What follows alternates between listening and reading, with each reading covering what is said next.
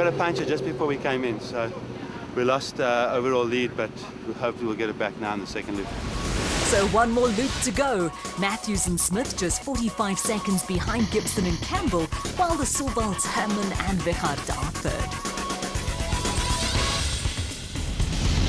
Loop 2 underway, Ford Racing's Visser and Badenhorst leading from the front, although the driver is extremely wary of the mountainous section during the second loop. Well, you saw how pleased Gary Bertholdt was earlier, and so he should be. The Atlas Copco team doing themselves very proud in second place. Castrol Toyota's defending champs Voss and Howie making light work of the terrain, much to the appreciation of the crowd. They're in third. And they're closely followed by Castrol Toyota teammates Taylor and Murphy. Great performance so far from Matthews and Smith in the Century Racing CR3. They quickly closed the 45-second gap and have regained the lead. Father and son, Herman and Wichert, having moved up to third in the Elegant Fuel Porter, having to deal with the very wet conditions, and it can't be too much fun in a special. In contrast, I promise you it's a lot of fun for those watching, a new experience over there in Malelane. Another Atlas Copco Toyota Hilux, Van Staden and Lawrenson, hoping to replicate the efforts of Bertholdt and Rousseau, handling the terrain with confidence. A hard-chasing Quinton and Kali Silvaldt, who spoke glowingly of the route during the DSP. Gibson and Campbell surrendered their lead due to a puncture some 20 k's into Loop 2 to Matthews and Smith. A spectacular view of the Motorite racing that venom of Nick and Ryan Harper, delighting the crowd. Johan Berger and Malcolm Koch in the Koch & Sons Toyota Hilux had a superb run in the first loop, gaining plenty of places. They'll be looking for more now.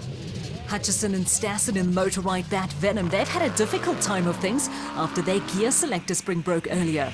To the back of the field now, the Rubicon Racing range of Lodebrain and Rian Hreiling. Great handling there from Regent Racing's Whitehouse and Carlson, looking strong for a top 5 finish. The leaders in Class D, Trisum Racing's Fenta and Van Alleman, have had a superb run. And not a bad performance from the Imperial Automotive Celeb team of Rutherford and Lowe. A top 10 finish looks on the cards. While Patter and Claessen's enthusiastically being cheered on by spectators are well clear in Class E in their Ford Ranger.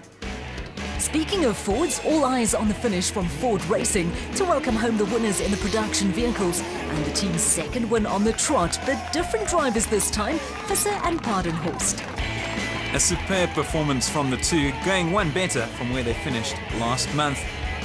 So celebrations all round from drivers and the fans, but Visser taking none of the accolades, instead showering praise on his co-driver. I just want to thank Jaapie. First of all, yes, he kept us on the road the whole day, and we had no problems, no mistakes, nothing. And then the team, yes, if you compare the car to the previous event, yes, this is a new car. Yeah, it's an unbelievable car that we drove today. So a fantastic win for the Ford Racing pair, finishing ahead of Gary Bertholdt and Siegfried Rousseau from Atlas Copco, while defending champions Voss and Howie in the Castrol Toyota Hilux finished in third.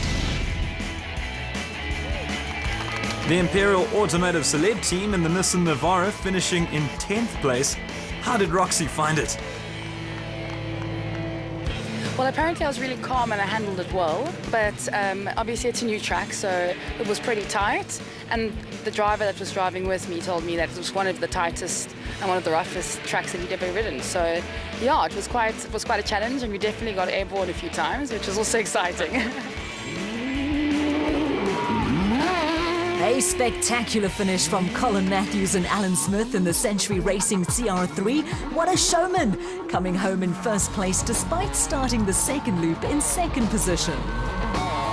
A sensational ending to what was a fantastic 2 days of action in the Donaldson Cross Country Championship. I was down in Malelane. I enjoyed it immensely, as did everyone involved, and can't wait to be back.